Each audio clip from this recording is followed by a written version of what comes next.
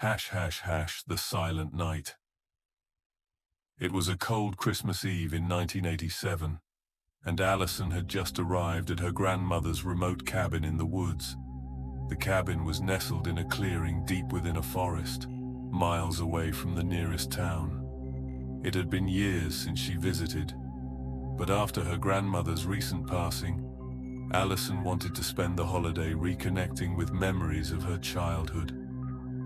The cabin was exactly as she remembered it, rustic, with an old brick fireplace, creaking wooden floors, and the faint scent of pine lingering in the air.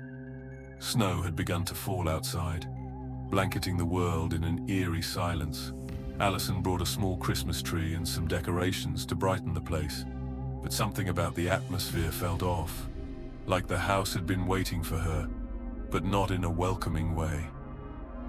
As night fell, Allison lit the fireplace and settled onto the couch with a blanket and a cup of hot cocoa.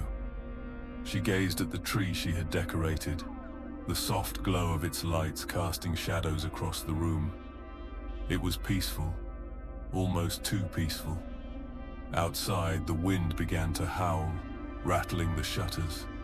She tried to shake off the unease and focus on the holiday. She rummaged through an old wooden chest in the corner, hoping to find some of her grandmother's belongings that might bring back fond memories. Inside, she found a stack of faded photographs, a pair of knitted mittens, and a small, intricately carved wooden music box. Allison smiled as she picked up the music box, remembering how her grandmother used to play it for her when she was a child.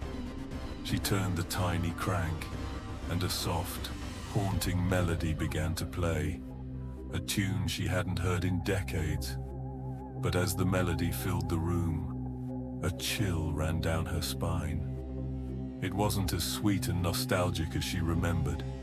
It sounded distorted, almost discordant. She set the music box aside and tried to laugh at her own nervousness. "You're just tired," she told herself. "It's been a long drive." The hours ticked by, and the storm outside grew fiercer. The wind howled like a mournful wail, and the snow piled higher against the windows. Allison decided to turn in for the night. She locked the doors, double-checked the windows, and climbed into bed. The warmth of the fireplace downstairs was comforting, but the creaks and groans of the old house seemed louder in the stillness. Just as she was about to drift off, a faint noise jolted her awake.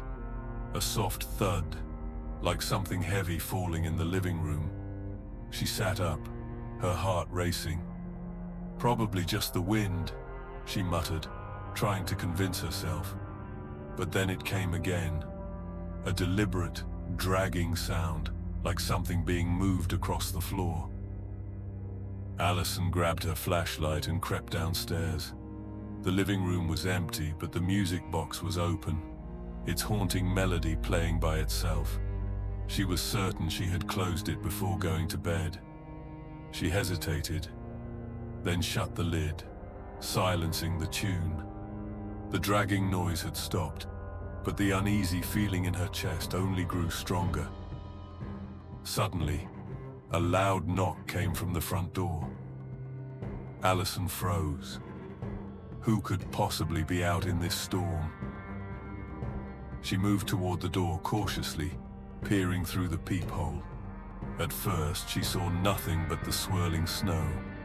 Then, faintly, she noticed a figure standing just beyond the porch light. A tall, thin man wearing an old-fashioned coat and a wide-brimmed hat. His face was obscured by shadow. "Hello?" Allison called out, her voice trembling. The man didn't respond. He didn't move.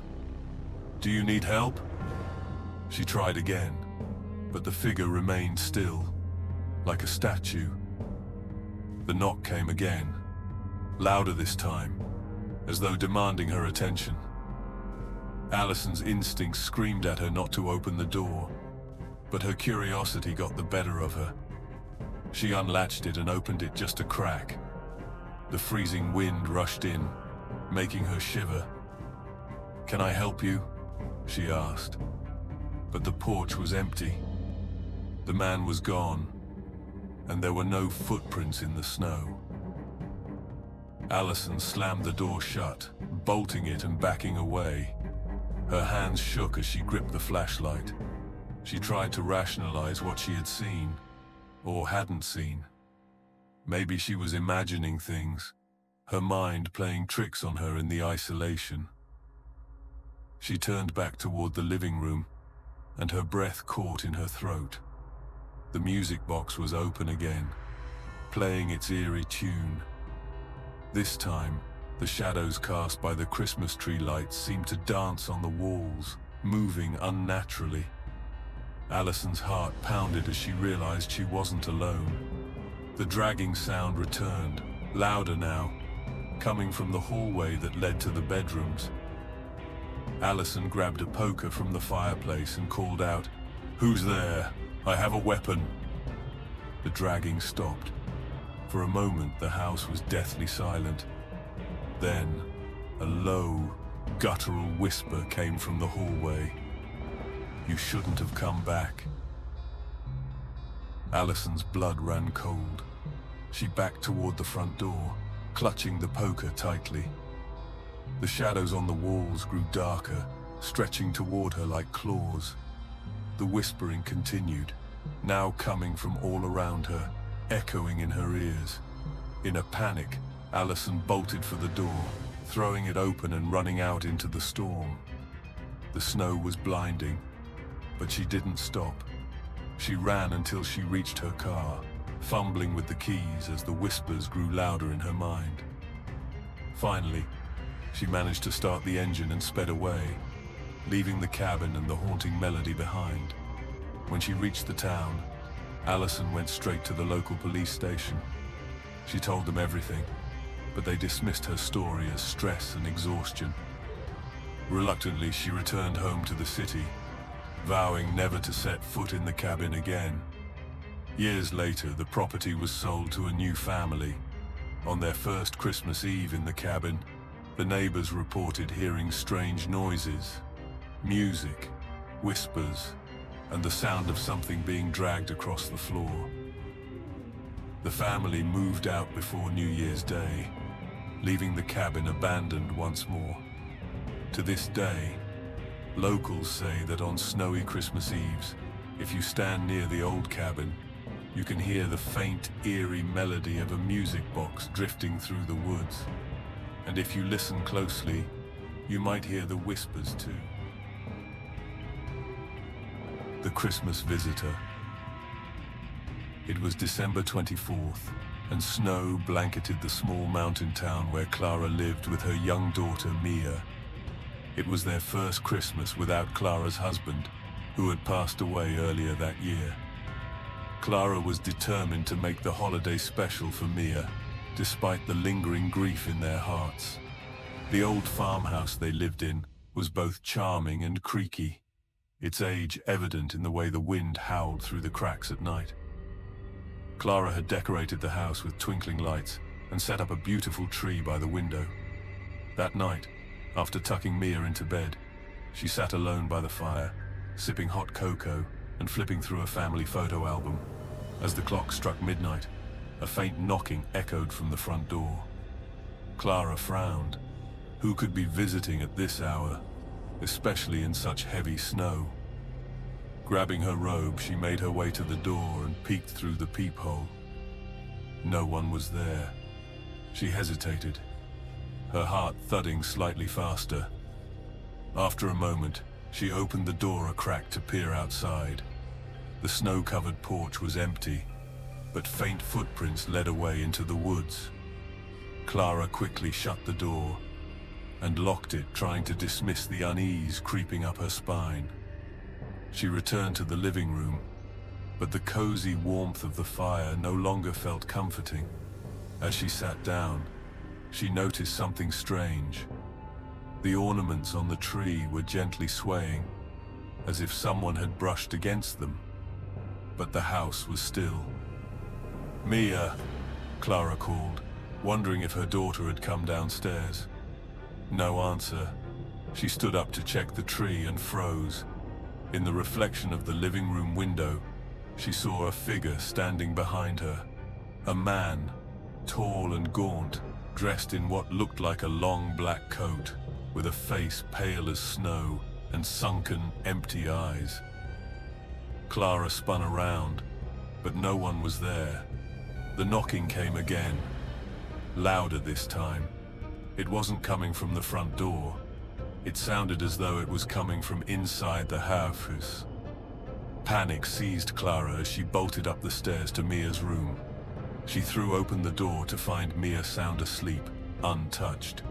But the window was wide open, snowflakes swirling in and landing on the floor. Clara rushed to close it, her breath fogging up the glass. As she locked the window, she caught a glimpse of something in the backyard. The same gaunt figure standing at the edge of the tree line, staring directly at her. She yanked the curtain shut and held Mia close, whispering soothing words to calm herself as much as her daughter. But the knocking persisted, now echoing through the walls of the house. Suddenly, the music box on Mia's dresser sprang to life, its haunting melody filling the room. Clara hadn't wound it, and it hadn't worked in years. The song was chillingly familiar, one her husband used to hum every Christmas. And then a voice came, low and rasping, as if spoken from the depths of the grave. "You shouldn't have left me alone this Christmas, Clara." The lights flickered, and the room plunged into darkness. When the police arrived the next morning, alerted by concerned neighbors who hadn't seen any activity at the farmhouse, they found no signs of Clara or Mia. Only the faint smell of smoke lingered in the air, as though a fire had recently burned out. On the living room mantelpiece, the family photo album lay open. In the center of a photo of Clara, Mia, and her husband, someone had scrawled the words, "Together again for Christmas." The Forgotten Carol. In a quiet snow-covered town nestled in the mountains, the locals told a story about the Forgotten Carol. It was an eerie tale they shared every Christmas, warning travelers and newcomers to avoid a particular house at the edge of town, a decaying Victorian home, long abandoned. It was said that every Christmas Eve, if you walked past the house at midnight, you'd hear a haunting melody, a carol that didn't match any known tune. Those who stopped to listen claimed the music drew them closer, as if the house itself was alive and pulling them in. Rebecca and James, a couple passing through town on their way to a family Christmas gathering, heard the tale at a local diner. They laughed it off as a silly ghost story. The house was on their way out of town, and James, always a skeptic, was eager to prove the legend wrong. That night, as snow began to fall in heavy, silent sheets, they parked their car at the end of the street and made their way toward the old house.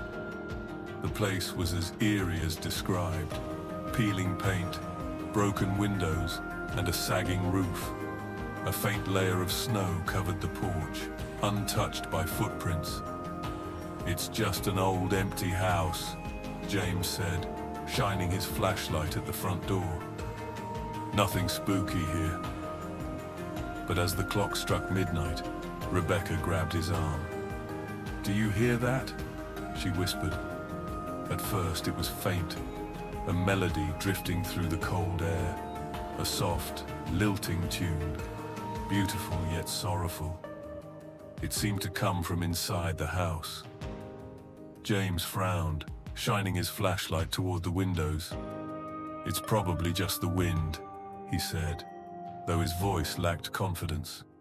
The melody grew louder, and Rebecca felt an inexplicable pull toward the front door. "Let's just take a quick look," she said, already stepping onto the creaky porch. "Are you serious?" James asked, following reluctantly. The door, though warped with age, opened with an almost welcoming ease. Inside, the house was dark, and their footsteps echoed on the wooden floor. The melody was clearer now, unmistakably coming from upstairs. "Someone's up there," Rebecca said, her voice barely above a whisper. "Or it's just a music box," James muttered, but his flashlight trembled in his hand. They climbed the stairs, each step groaning under their weight. The melody was hypnotic, beckoning them to a door at the end of the hallway. James reached for the doorknob and turned it slowly. Inside was a room frozen in time. A dusty Christmas tree stood in the corner, its ornaments dull and cracked. Presents, still wrapped in faded paper, sat beneath it. A dining table was set for 4, as though waiting for a family to return. In the center of the room was an old gramophone, its needle gliding across a record that emitted the haunting carol. Rebecca walked toward it, mesmerized. "This isn't possible," she murmured. "Let's go," James said, grabbing her arm. But as he did, the music stopped. Silence enveloped the room, thick and oppressive. Then, from the shadows came the sound of footsteps. Rebecca and James turned toward the doorway to see a figure standing there, a woman in a tattered red dress, her face obscured by long dark hair. "You shouldn't have come," she said, her voice raspy and filled with anguish. The gramophone screeched to life again, the melody warping into a discordant wail. The room began to shift. The walls darkened, the air grew heavy, and the Christmas tree seemed to decay before their eyes, its branches withering and turning black. James grabbed Rebecca's hand, pulling her toward the door, but the woman moved impossibly fast, blocking their path.